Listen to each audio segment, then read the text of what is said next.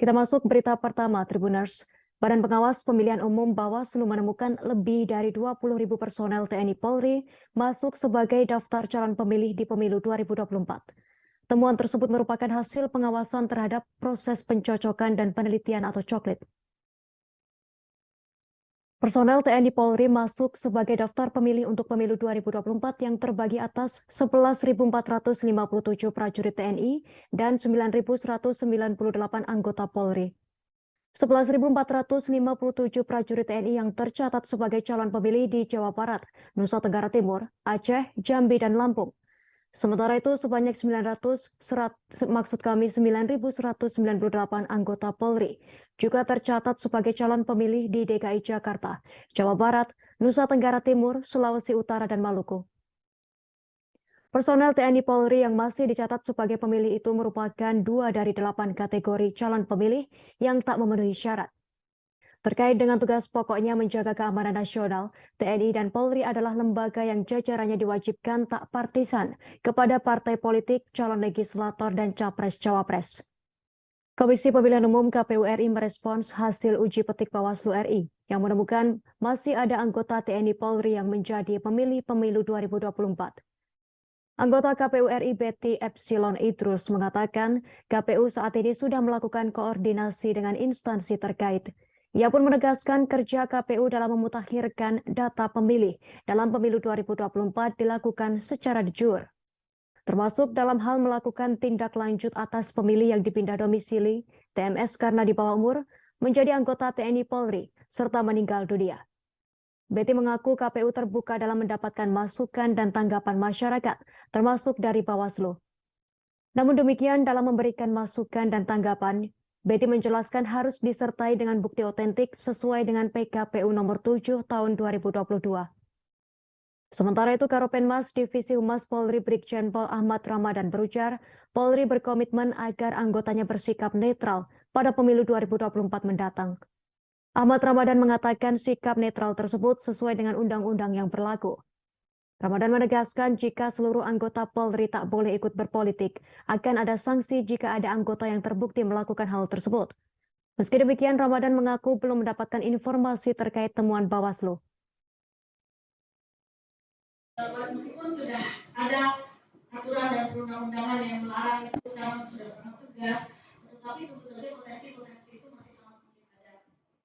Nah, saya mencoba di sini juga mengingatkan kembali, mungkin teman-teman juga banyak yang sudah tahu, tapi saya mengutipkan kembali beberapa baik hukum atau regulasi yang terkait dengan ASN ini. Yang pertama, ASN itu siapa? Yang menurut Undang-Undang 11 nomor 5 tahun 2014, aparatur sipil negara itu adalah pegawai ASN berperan sebagai perencana, pelaksana, dan pengawas penyelenggaraan tugas umum pemerintahan dan pembangunan nasional melalui pelaksanaan kebijakan dan pelayanan publik yang profesional, bebas dari intervensi politik, serta bersih dari praktik korupsi, dan nepotisme.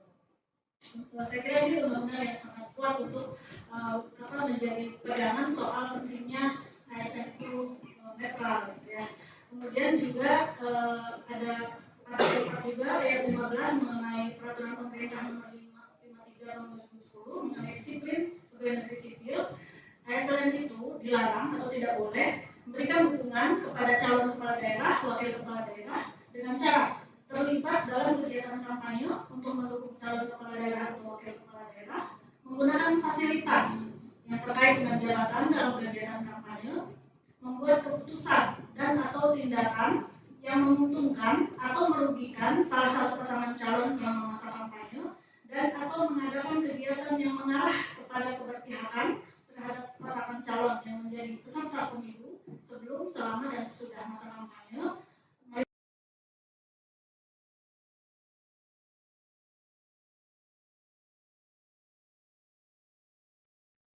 Polemik pembatalan penyelenggaraan Piala Dunia U20 2023 di Indonesia dinilai bakal membuat Partai Demokrasi Indonesia Perjuangan PDIP dan Gubernur Jawa Tengah Ganjar Pranowo mendapat hukuman menjelang pemilihan umum pemilu 2024.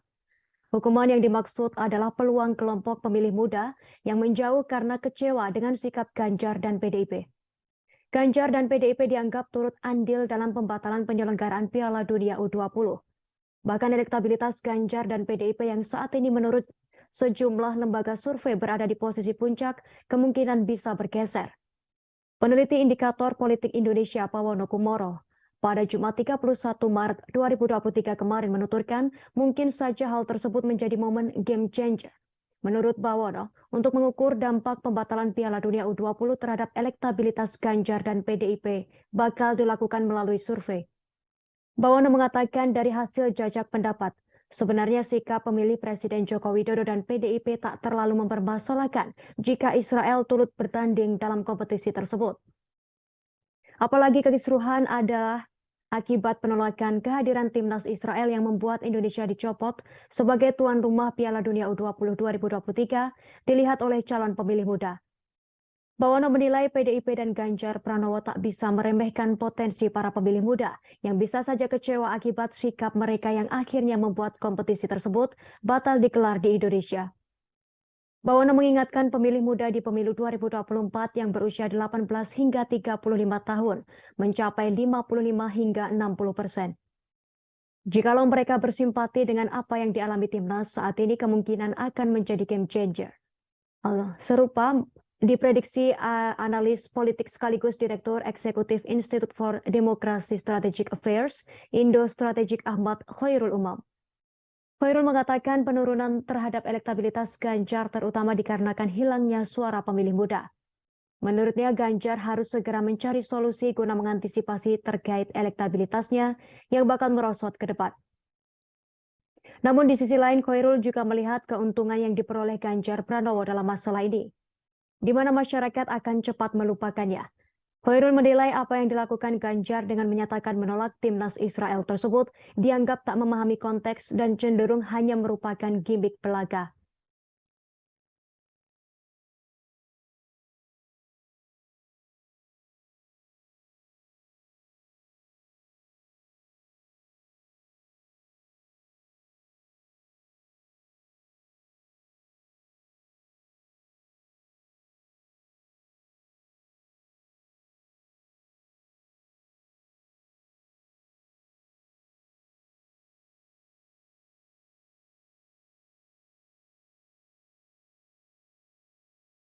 Pemerintah Kabupaten Kutai Kartanegara siap mendukung pendanaan pesta demokrasi atau pemilihan kepala daerah Pilkada serentak 2024.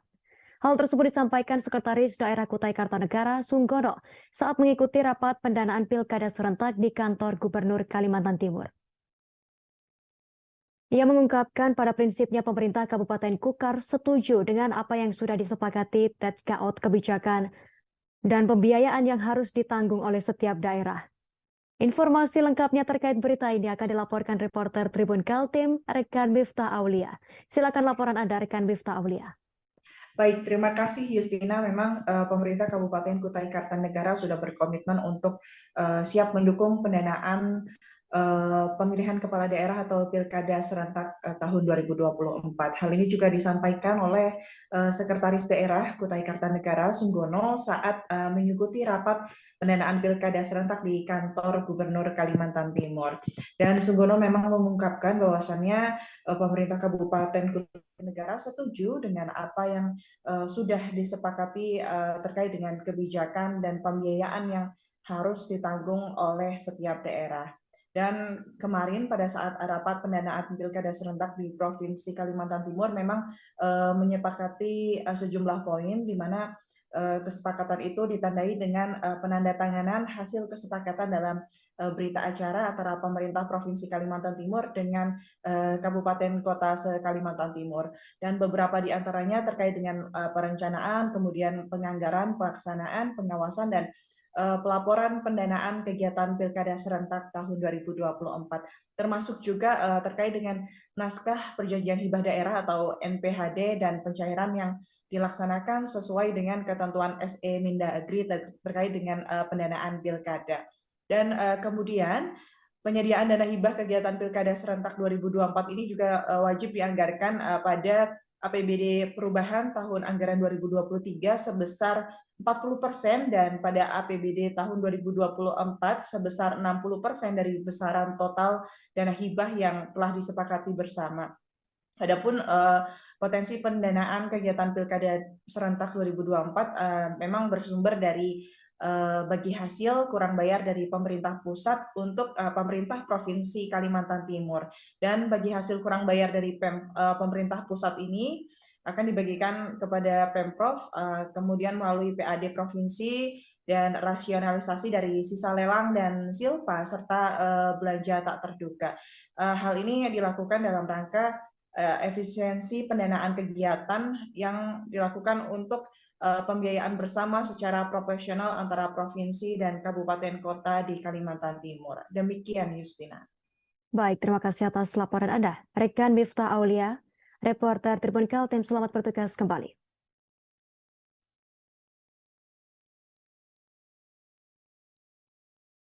Menjelang akhir Maret 2023, Panitia Pemungutan Suara PPS KPU Kabupaten Belitung mulai melakukan pleno hasil rekapitulasi daftar pemilih hasil pemutakhiran. Kemudian hasil pleno tersebut akan disampaikan kembali kepada Panitia Pemilihan Kecamatan PPK untuk ditetapkan dan disampaikan ke KPU Kabupaten Belitung.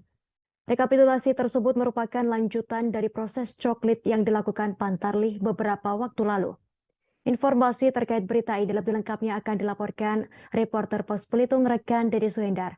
Silakan laporan Anda, rekan Dedi Suhendar. Ya, baik Justina dan Tribuners, bisa kami sampaikan bahwa seluruh jajaran PPS di lingkup KPU Kabupaten Belitung sudah melakukan pleno dari hasil rekapitulasi daftar pemilih yang dilakukan proses coklit oleh petugas Pantarlih beberapa waktu lalu. Berdasarkan informasi yang kami terima dari PPK Kecamatan Tanjung Pandan bahwa proses rapat pleno yang digelar oleh PPS tersebut mereka itu teknisnya merapikan data yang dilakukan oleh Pantarlih namun dibagi per TPS. Jadi masing-masing PPS di setiap desa dan kelurahan mulai mencatat daftar pemilih yang dilakukan oleh Pantarlih namun per TPS masing-masing. Dari hasil pleno tersebut nantinya akan disampaikan secara berjenjang mulai dari tingkat PPK yang berdasarkan jadwal itu dimulai pada tanggal 1 sampai 2 April ini. Kemudian hasil pleno dari tingkat PPK akan disampaikan kembali kepada KPU Kabupaten Belitung untuk melanjutkan secara berjenjang hingga ke KPU RI. Berdasarkan informasi, data tersebut juga nanti akan kembali dimutakhirkan atau menjadi DPSHP atau data hasil perbaikan sementara dan kemudian terus berlanjut hingga ditetapkan oleh KPU RI menjadi daftar pemilih tetap atau DPT. Oleh sebab itu prosesnya sebenarnya masih panjang sehingga dari PPK sendiri menghimbau kepada masyarakat yang memang belum termasuk dalam daftar pemilih sementara ini bisa segera melihat pengumuman yang mulai dilakukan oleh PPS agar mereka kembali terdata di proses perbaikan nantinya. Demikian Justina yang bisa kami sampaikan. Baik, terima kasih atas laporan Anda rekan Dedi Suhendar, reporter Pos Belitung, selamat bertugas kembali.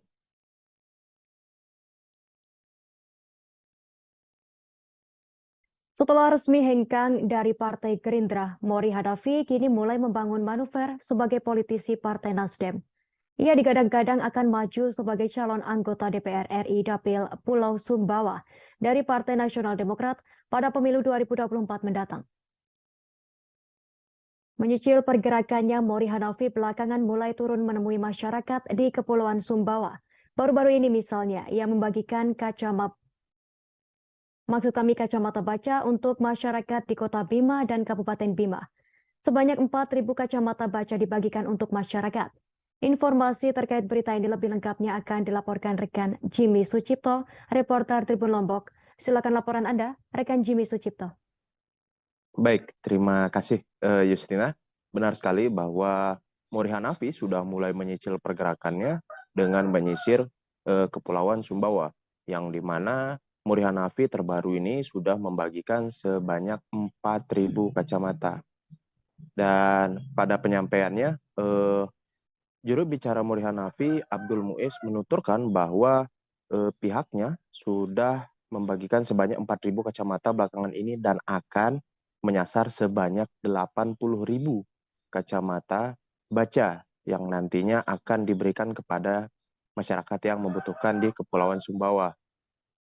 Sebelumnya, kacamata ini sudah didata terlebih dahulu oleh tim-tim yang diturunkan oleh Mori Hanafi, yang dimana nantinya masyarakat akan didata seberapa banyak minusnya atau seberapa besar minus dari masyarakat yang membutuhkan tersebut. Lalu setelah didata, tim-tim dari Mori Hanafi pun akan kembali turun ke masyarakat yang sudah didata dan akan dikembalikan atau akan diberikan kacamata sesuai data yang sudah dihimpun.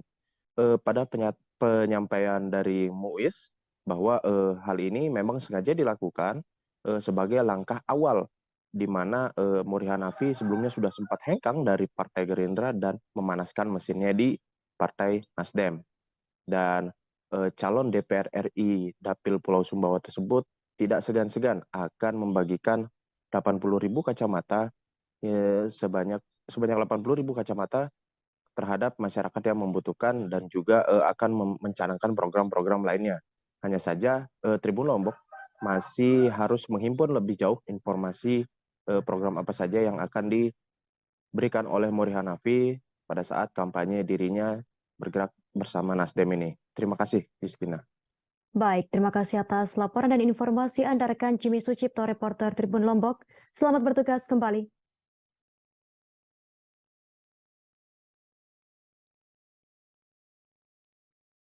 Seluruh kepala suku yang tergabung dalam Dewan Adat Suku Sentani di Kabupaten Jayapura, Papua, kini resmi mendeklarasikan mantan Bupati Jayapura Matius Awoitau sebagai bakal calon gubernur Papua di pemilu 2024 mendatang. Dukungan kepada mantan orang nomor 1 di Kabupaten Jayapura tersebut bukan tanpa alasan. Bagi tokoh adat Sentani, Matius Awoitau adalah anak adat yang sudah berhasil memperjuangkan hak-hak masyarakat adat Kabupaten Jayapura hingga diakui oleh negara. Lebih lengkapnya terkait berita ini kita telah tersambung dengan rekan Calvin Elwis Erari, reporter Tribun Papua yang akan melaporkan informasi lebih lengkapnya. Silakan laporan Anda, rekan Calvin Elwis Erari.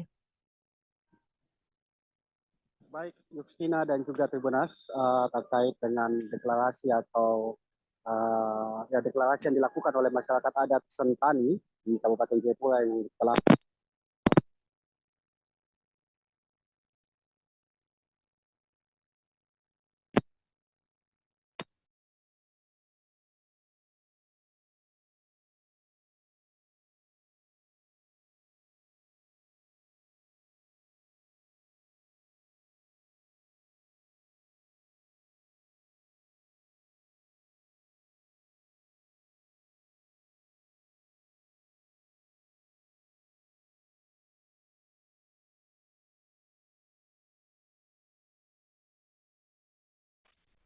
Oke.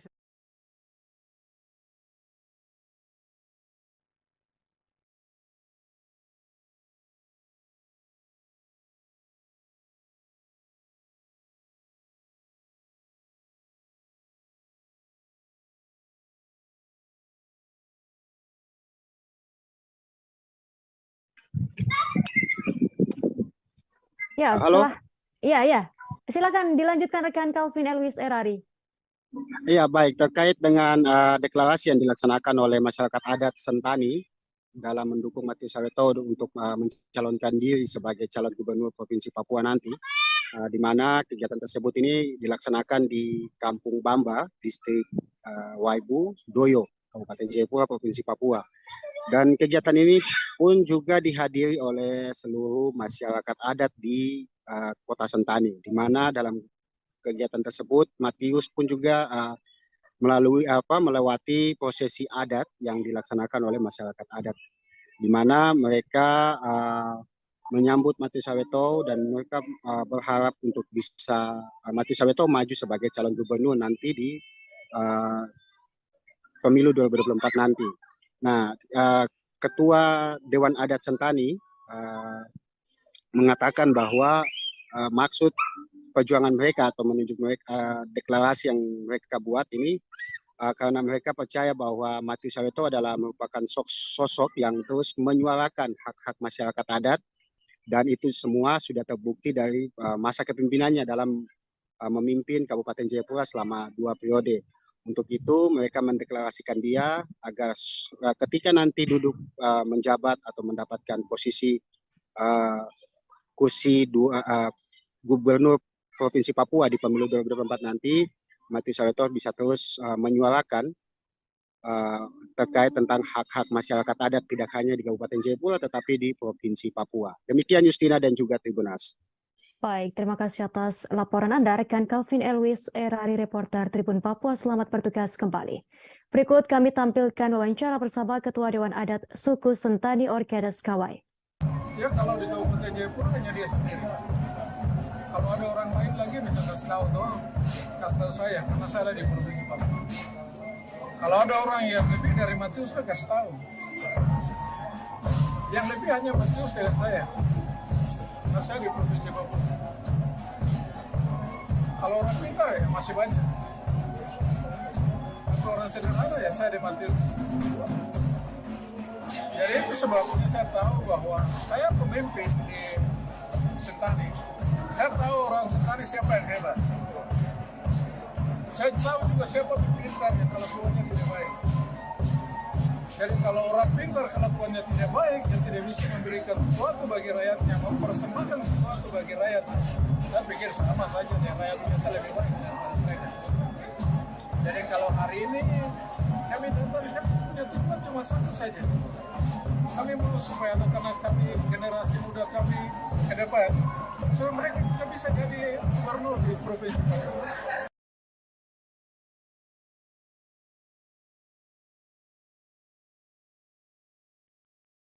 Tribuners, demikian informasi Mata Lokal Memilih 10 bulan menjelang pemilu. Kita beralih ke berita daerah dan nasional yang masih akan dilaporkan secara langsung oleh wartawan kami di lapangan.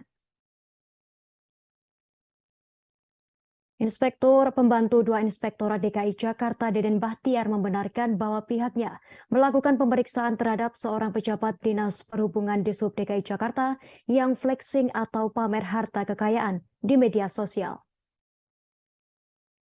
Diketahui pejabat yang dimaksud bernama Mas Des Arofi yang saat ini menjabat sebagai Kepala Bidang Pengendalian dan Operasional Lalu Lintas dan Angkutan Jalan di Sub DKI Jakarta. Namun demikian, Deden belum dapat memastikan kebenaran informasi dari media sosial tersebut. Informasi lengkapnya akan dilaporkan reporter Warta Kota rekan Leon Wichal. Silakan laporan Anda, rekan Leon Wichal. Baik, terima kasih rekan Justina. Inspektur Pembantu 2 Inspektorat DKI Jakarta, Deden Bahtiar membenarkan bahwa pihaknya melakukan pemeriksaan terhadap seorang pejabat Dinas Perhubungan atau di Sub DKI Jakarta yang flexing atau pamer harta kekayaan di media sosial. Diketahui pejabat dimaksud bernama Mas Des Arofi yang saat ini menjabat sebagai Kepala Bidang Pengendalian dan Operasional Lalu Lintas dan Angkutan Jalan di Sub DKI Jakarta. Deden mengatakan bahwa klarifikasi yang bersangkutan nanti akan dilaporkan kepada penjabat atau PJ Gubernur DKI Jakarta Heru Budi Hartono. Deden pun belum dapat memastikan kebenaran informasi dari media sosial tersebut. Oleh karena itu, pihaknya akan meminta Mas Des untuk klarifikasi terlebih dahulu. Dia juga belum mengetahui keaslian barang-barang yang dipamerkan oleh Mas Des bersama dengan keluarganya. Deden menginformasikan bahwa yang dipanggil saat ini hanyalah Mas Des seorang, belum bersama istri dan anak perempuan yang ikut flexing. Dia menjelaskan sementara ini pihaknya masih melakukan Tribun News Live Update. Tanggal 21. Selamat siang Tribuners, selamat sore Tribuners, selamat petang Tribuners, Anda sedang menyaksikan Live Update. Informasi teraktual dan terupdate dari siang.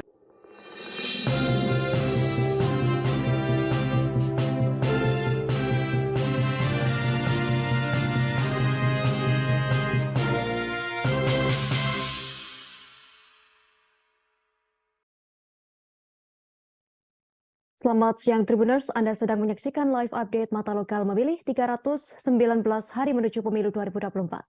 Siang ini akan kami sajikan informasi teraktual 10 bulan menjelang pemilu yang akan dilaporkan langsung oleh reporter kami di lapangan. Bersama saya Justina Kartika, kita jelang Mata Lokal Memilih selengkapnya. Kita masuk berita pertama Tribuners. Badan Pengawas Pemilihan Umum Bawaslu menemukan lebih dari 20.000 personel TNI Polri masuk sebagai daftar calon pemilih di pemilu 2024. Temuan tersebut merupakan hasil pengawasan terhadap proses pencocokan dan penelitian atau coklit. Personel TNI Polri masuk sebagai daftar pemilih untuk pemilu 2024 yang terbagi atas 11.457 prajurit TNI dan 9.198 anggota Polri.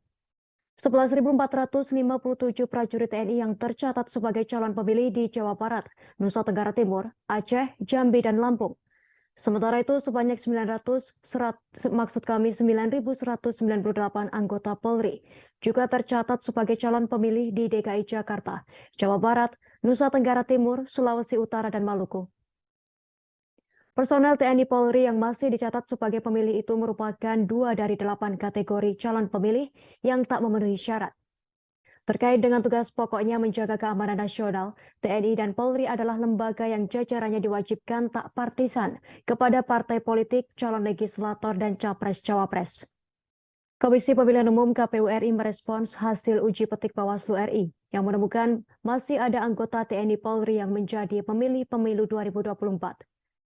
Anggota KPU RI Betty Epsilon Idrus mengatakan KPU saat ini sudah melakukan koordinasi dengan instansi terkait.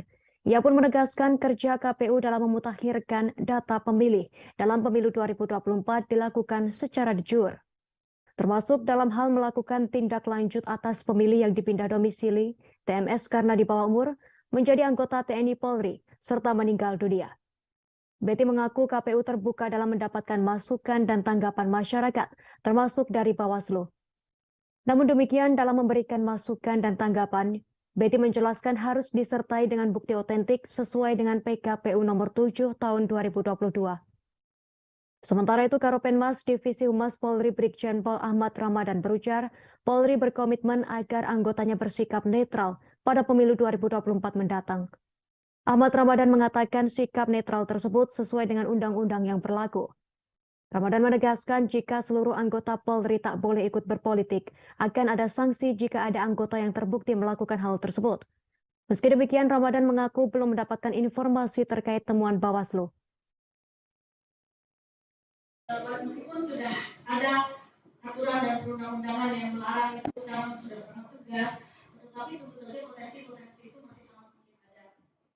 Nah, saya mencoba di sini juga mengingatkan kembali, mungkin teman-teman juga banyak yang sudah tahu, tapi saya mengutipkan kembali beberapa baik hukum atau regulasi yang terkait dengan ASN ini. Yang pertama, ASN itu siapa? Yang menurut Undang-Undang 11 nomor 5 tahun 2014, aparatur sipil negara itu adalah pegawai ASN berperan sebagai perencana, pelaksana, dan pengawas penyelenggaraan tugas umum pemerintahan dan pembangunan nasional melalui pelaksanaan kebijakan dan pelayanan publik yang profesional, bebas dari intervensi politik, serta bersih dari praktik korupsi, dan nepotisme. Saya kira ini undang-undang yang sangat kuat untuk menjadi pegangan soal pentingnya ASN itu netral, gitu ya. Kemudian juga ada pasal juga ayat 15 mengenai peraturan pemerintah nomor 53 tahun 2010 mengenai disiplin pegawai negeri sipil.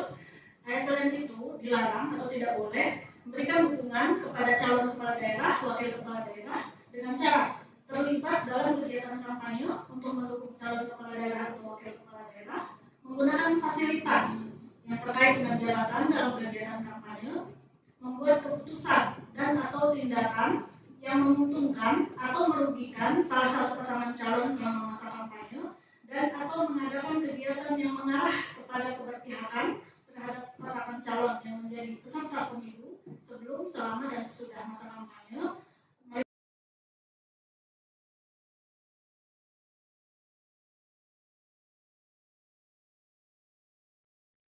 Polemik pembatalan penyelenggaraan Piala Dunia U20 2023 di Indonesia dinilai bakal membuat Partai Demokrasi Indonesia Perjuangan PDIP dan Gubernur Jawa Tengah Ganjar Pranowo mendapat hukuman menjelang pemilihan umum pemilu 2024. Hukuman yang dimaksud adalah peluang kelompok pemilih muda yang menjauh karena kecewa dengan sikap Ganjar dan PDIP. Ganjar dan PDIP dianggap turut andil dalam pembatalan penyelenggaraan Piala Dunia U20. Bahkan elektabilitas Ganjar dan PDIP yang saat ini menurut sejumlah lembaga survei berada di posisi puncak kemungkinan bisa bergeser. Peneliti Indikator Politik Indonesia Pawono Kumoro pada Jumat 31 Maret 2023 kemarin menuturkan mungkin saja hal tersebut menjadi momen game changer. Menurut Bawono, untuk mengukur dampak pembatalan Piala Dunia U20 terhadap elektabilitas Ganjar dan PDIP bakal dilakukan melalui survei. Bawono mengatakan dari hasil jajak pendapat, Sebenarnya sikap pemilih Presiden Joko Widodo dan PDIP tak terlalu mempermasalahkan jika Israel turut bertanding dalam kompetisi tersebut. Apalagi kekisruhan adalah akibat penolakan kehadiran timnas Israel yang membuat Indonesia dicopot sebagai tuan rumah Piala Dunia U20 2023 dilihat oleh calon pemilih muda. Bawono menilai PDIP dan Ganjar Pranowo tak bisa meremehkan potensi para pemilih muda yang bisa saja kecewa akibat sikap mereka yang akhirnya membuat kompetisi tersebut batal digelar di Indonesia. Bawono mengingatkan pemilih muda di pemilu 2024 yang berusia 18 hingga 35 tahun mencapai 55 hingga 60%. Jikalau mereka bersimpati dengan apa yang dialami timnas saat ini kemungkinan akan menjadi game changer. Serupa diprediksi analis politik sekaligus Direktur Eksekutif Institute for Democracy Strategic Affairs, Indo Strategic Ahmad Khairul Umam. Khairul mengatakan penurunan terhadap elektabilitas Ganjar terutama dikarenakan hilangnya suara pemilih muda. Menurutnya Ganjar harus segera mencari solusi guna mengantisipasi terkait elektabilitasnya yang bakal merosot ke depan. Namun di sisi lain Khairul juga melihat keuntungan yang diperoleh Ganjar Pranowo dalam masalah ini, di mana masyarakat akan cepat melupakannya. Khairul menilai apa yang dilakukan Ganjar dengan menyatakan menolak timnas Israel tersebut dianggap tak memahami konteks dan cenderung hanya merupakan gimmick belaga.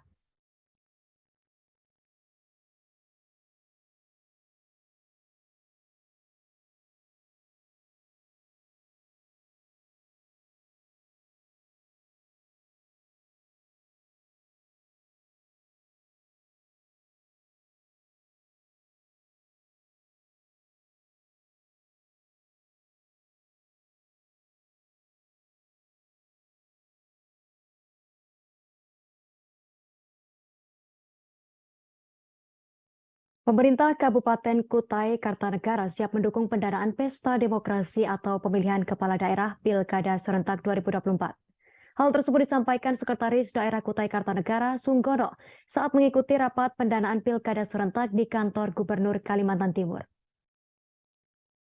Ia mengungkapkan pada prinsipnya pemerintah Kabupaten Kukar setuju dengan apa yang sudah disepakati TKOT kebijakan dan pembiayaan yang harus ditanggung oleh setiap daerah. Informasi lengkapnya terkait berita ini akan dilaporkan reporter Tribun Kaltim, rekan Miftah Aulia. Silakan laporan Anda, rekan Miftah Aulia. Baik, terima kasih Justina. Memang pemerintah Kabupaten Kutai Kartanegara sudah berkomitmen untuk siap mendukung pendanaan pemilihan kepala daerah atau pilkada serentak tahun 2024. Hal ini juga disampaikan oleh Sekretaris Daerah Kutai Kartanegara Sunggono saat mengikuti rapat pendanaan pilkada serentak di kantor Gubernur Kalimantan Timur. Dan Sunggono memang mengungkapkan bahwasannya pemerintah Kabupaten Kartanegara setuju dengan apa yang sudah disepakati terkait dengan kebijakan dan pembiayaan yang harus ditanggung oleh setiap daerah. Dan kemarin pada saat rapat pendanaan pilkada serentak di Provinsi Kalimantan Timur memang menyepakati sejumlah poin di mana kesepakatan itu ditandai dengan penandatanganan hasil kesepakatan dalam berita acara antara pemerintah Provinsi Kalimantan Timur dengan kabupaten kota se-Kalimantan Timur. Dan beberapa di antaranya terkait dengan perencanaan, kemudian penganggaran, pelaksanaan, pengawasan, dan pelaporan pendanaan kegiatan Pilkada serentak tahun 2024, termasuk juga terkait dengan naskah perjanjian hibah daerah atau NPHD dan pencairan yang dilaksanakan sesuai dengan ketentuan SE Mindagri terkait dengan pendanaan pilkada. Dan kemudian penyediaan dana hibah kegiatan Pilkada serentak 2024 ini juga wajib dianggarkan pada APBD perubahan tahun anggaran 2023 sebesar 40% dan pada APBD tahun 2024 sebesar 60% dari besaran total dana hibah yang telah disepakati bersama. Adapun potensi pendanaan kegiatan Pilkada serentak 2024 memang bersumber dari bagi hasil kurang bayar dari pemerintah pusat untuk pemerintah Provinsi Kalimantan Timur, dan bagi hasil kurang bayar dari pemerintah pusat ini akan dibagikan kepada Pemprov, kemudian melalui PAD Provinsi dan rasionalisasi dari sisa lelang dan silpa serta belanja tak terduga.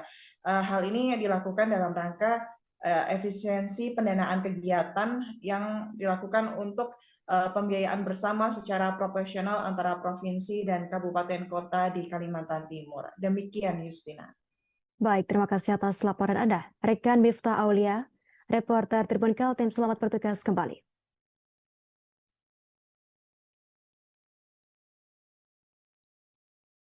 Menjelang akhir Maret 2023, Panitia Pemungutan Suara PPS KPU Kabupaten Belitung mulai melakukan pleno hasil rekapitulasi daftar pemilih hasil pemutakhiran. Kemudian hasil pleno tersebut akan disampaikan kembali kepada Panitia Pemilihan Kecamatan PPK untuk ditetapkan dan disampaikan ke KPU Kabupaten Belitung.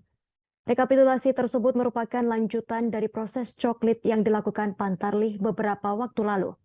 Informasi terkait berita ini lebih lengkapnya akan dilaporkan reporter Pos Belitung rekan Dedi Suhendar.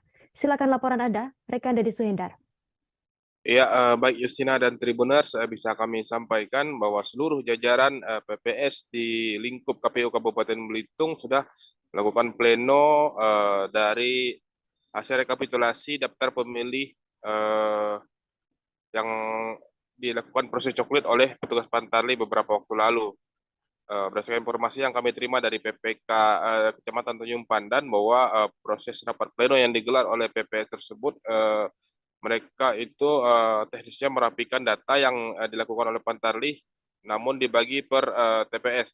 Jadi masing-masing PPS di setiap desa dan kelurahan mulai mencatat daftar pemilih yang dilakukan oleh Pantarlih, namun per TPS masing-masing.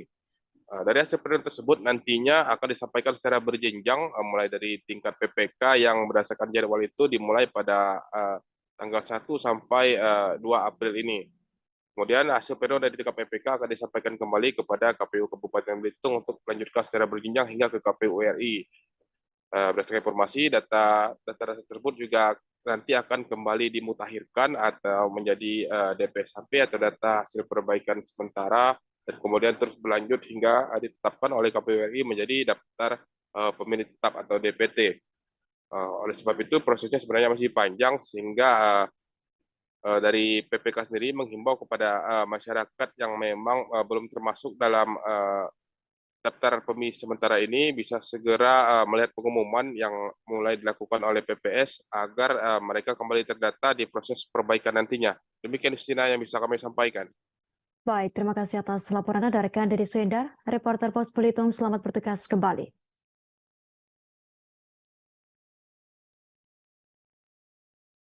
Setelah resmi hengkang dari Partai Gerindra, Mori Hadafi kini mulai membangun manuver sebagai politisi Partai Nasdem.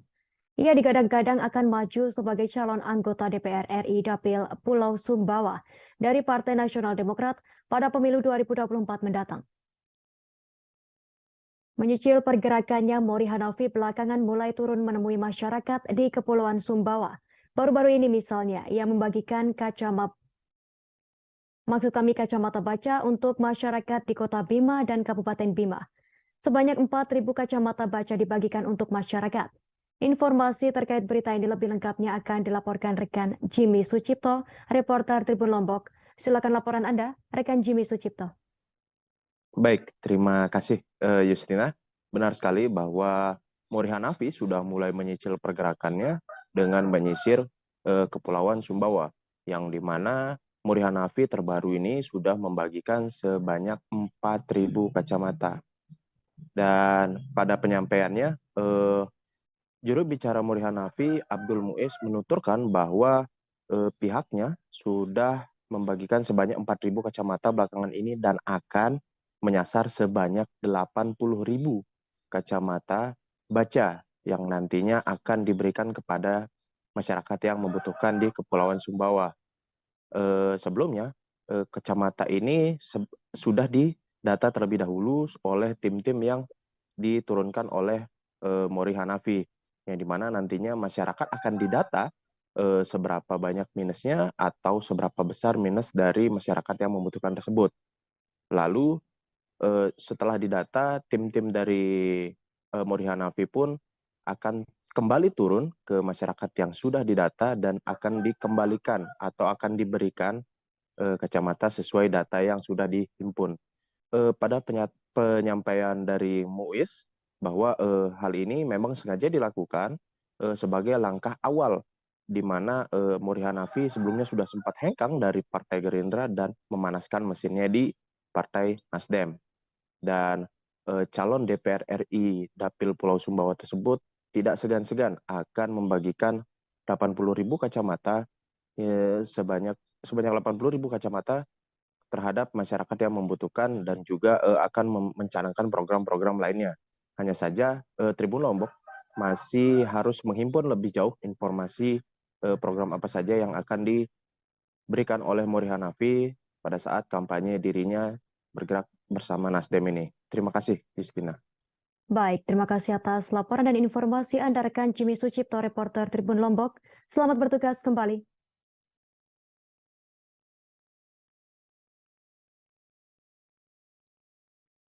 Seluruh kepala suku yang tergabung dalam Dewan Adat Suku Sentani di Kabupaten Jayapura, Papua, kini resmi mendeklarasikan mantan Bupati Jayapura Matius Awoitau sebagai bakal calon gubernur Papua di pemilu 2024 mendatang.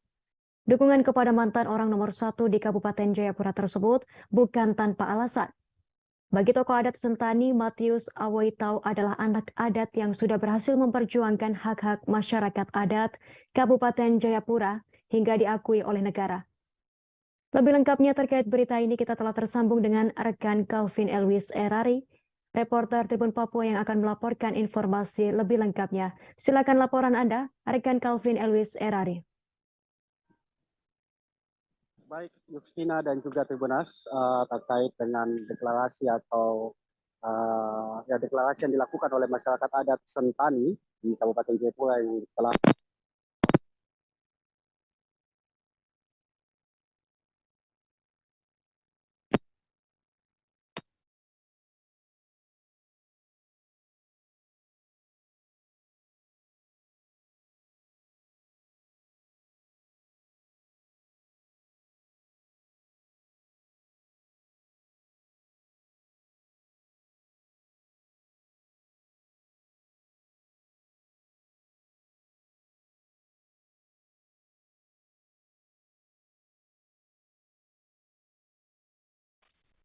Oke.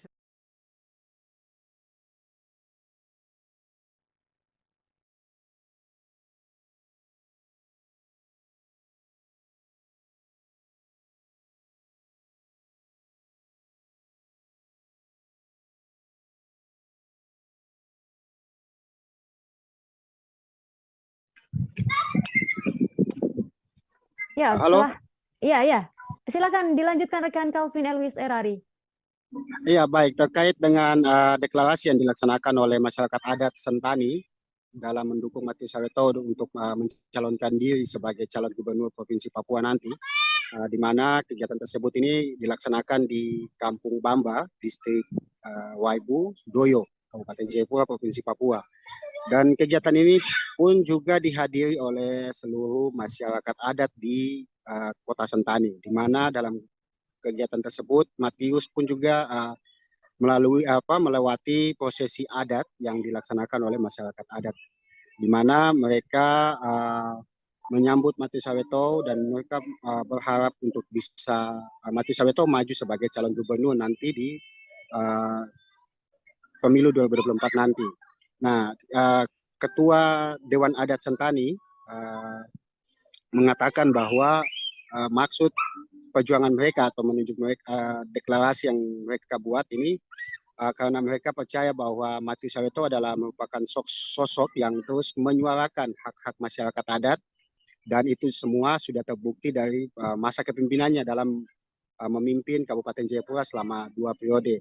Untuk itu mereka mendeklarasikan dia agar ketika nanti duduk menjabat atau mendapatkan posisi kursi gubernur Provinsi Papua di pemilu 2024 nanti, Matius Awoitau bisa terus menyuarakan terkait tentang hak-hak masyarakat adat tidak hanya di Kabupaten Jayapura tetapi di Provinsi Papua. Demikian Justina dan juga Tribunas. Baik, terima kasih atas laporan Anda, rekan Calvin Elwis Erari, reporter Tribun Papua. Selamat bertugas kembali. Berikut kami tampilkan wawancara bersama Ketua Dewan Adat Suku Sentani Orkedes Kawai. Ya, kalau di Kabupaten Jayapura hanya dia sendiri. Kalau ada orang lain lagi bisa kasih tahu saya, karena saya ada di Provinsi Papua. Kalau ada orang yang lebih dari Matius, saya kasih tahu. Yang lebih hanya Matius dengan saya, karena saya di Provinsi Papua. Kalau orang pintar ya masih banyak. Kalau orang sederhana ya saya di Matius. Jadi itu sebabnya saya tahu bahwa saya pemimpin di Sentani. Saya tahu orang Sentani siapa yang hebat. Saya tahu juga siapa pintar yang kelakuannya tidak baik. Jadi kalau orang pintar kelakuannya tidak baik, yang tidak bisa memberikan sesuatu bagi rakyatnya, mempersembahkan sesuatu bagi rakyat, saya pikir sama saja yang rakyat biasa lebih baik daripada mereka. Jadi kalau hari ini kami saya punya tujuan cuma satu saja. Kami mau supaya anak-anak kami, generasi muda kami ke depan, supaya mereka juga bisa jadi gubernur di Provinsi Papua.